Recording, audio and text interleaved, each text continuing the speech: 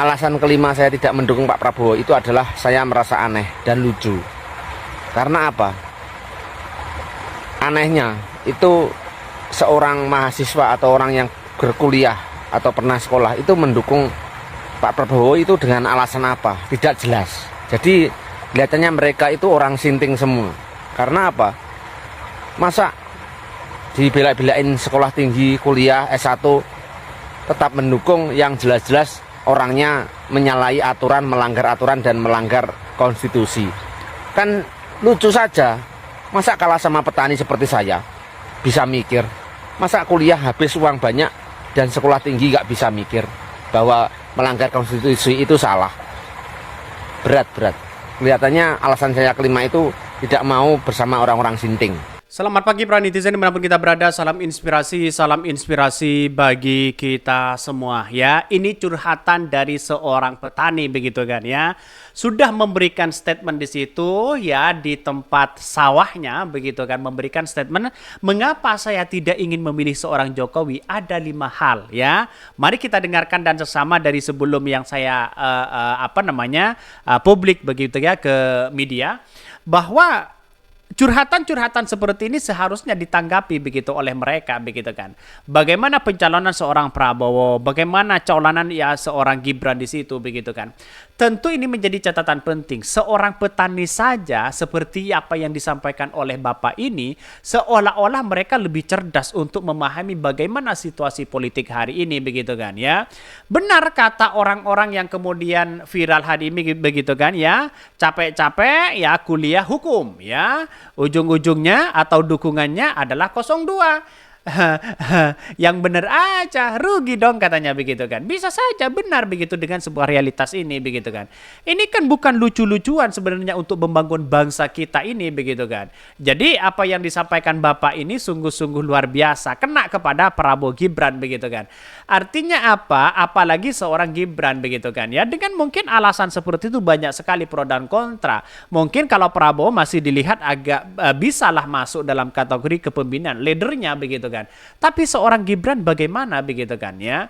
Di situ mulai curhat si Bapak ini ya, bagaimana mereka memilih seorang Prabowo. Orang-orang yang kuliah S1, S2 dan S3 begitu. Kenapa mereka pilih Prabowo? Nah, itu banyak sekali pro dan kontra di situ begitu. Dan pada akhirnya saya katakan sejak awal begitu kan ya, bahwa tidak hanya para nelayan, tidak hanya para petani, ya semuanya ya, bahkan guru besar banyak yang turun ke jalan hari ini ya, banyak yang memberikan statement terhadap demokrasi kita begitu kan. Artinya apa? Artinya masyarakat sudah mulai cerdas begitu. Salah satunya yang diungkapkan oleh Bapak petani ini begitu kan ya. Mereka sudah ada di ladang mereka begitu kan ya, dan mereka memberikan 5 alasan tidak mau ya mendukung Prabowo di situ begitu kan. Ini kelas Pak D ya, tahu mana yang hak dan batil. Salam perubahan katanya ya.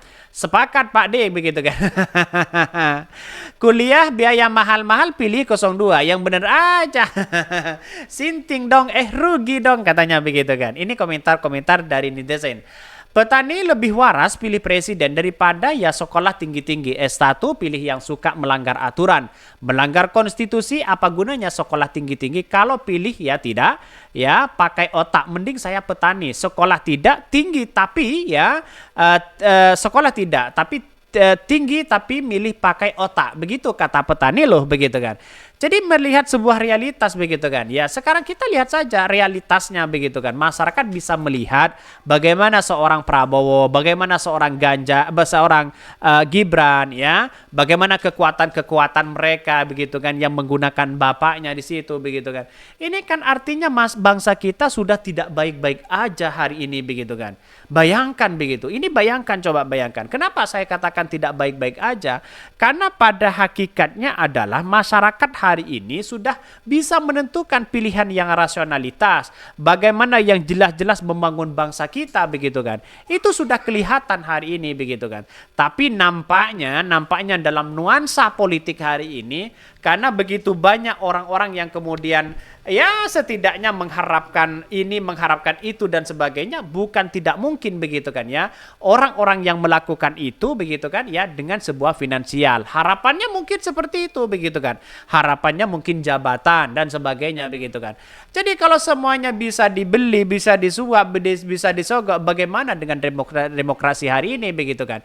Ini kan kacau begitu. Jadi sampai-sampai hari ini banyak yang mengatakan bahwa ya persoalan-persoalan seperti ini gimana katanya begitu kan. Itu sudah apa namanya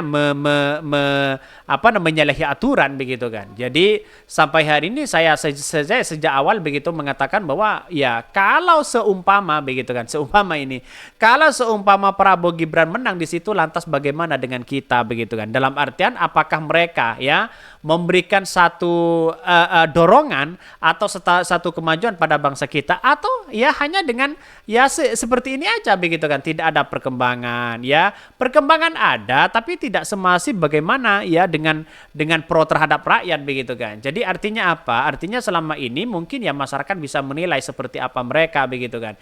Jadi sampai hari ini banyak muncul spekulasi seperti itu begitu. Tapi saya menganggap hal yang demokrasi itu bukan hal yang biasa kalau masih menggunakan cara-cara yang lama ya, tidak beretika dan sebagainya. Itu ya saya rasa demokrasi tidak baik begitu kan ya.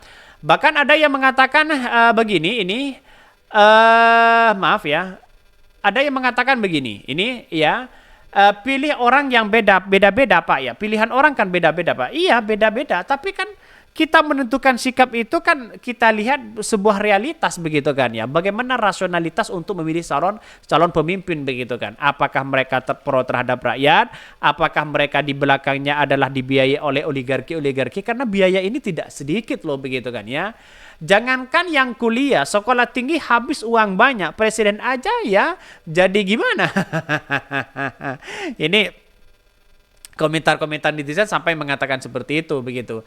Bagi generasi Z atau ya anak kuliah yang dari keluarga berada mungkin ya masih bisa dimaklumi karena pengen safe zona aja ya. Bagi yang buat bayar aja ortunya mesti kerja bontang-banting ya, nyari pinjaman sana sini, ini baru namanya beneran sinting katanya begitu kan. Jadi ya kita lihat saja masyarakat hari ini bagaimana sekolah mahal ya, biaya mahal dan sebagainya. Ini bukan dari pemerintah loh begitu kan ya, tapi dari orang tua sendiri. Orang tua sendiri masih sibuk sana sini, cari uang sana sini, tapi anaknya dukung yang situ. Ini gimana logikanya begitu kan? Yang sekolah tinggi-tinggi belok kiri, malu ya. Ayo kerah yang benar ya, masih ada waktu. Cerdas jangan mabok katanya begitu ya. Bukti rakyat ini dari Iwan Treteo ya. Bukti rakyat Indonesia sudah cerdas ya, makin muak dengan melihat situasi politik hari ini. Jadi sampai-sampai ya masyarakat dan petani sudah memberikan klarifikasi di situ bagaimana ya mencari pemimpin dan sebagainya begitu kan ya. Bahkan ya tidak hanya itu, para guru ya, para buruh besar juga mulai turun tangan begitu kan ya, turun gunung bagaimana demokrasi hari ini begitu kan. Jadi sayang seribu sayang begitu kan dengan asumsi orang yang mengatakan, karena memang demokrasi kan beda-beda di situ begitu kan. Tapi kan setidaknya punya pemikiran rasionalitas ya, melihat dari bawah, bagaimana lihat dari di belakang, bagaimana lihat dari situasi yang kemudian hari ini ekonominya yang tidak baik-baik aja dan sebagainya begitu kan.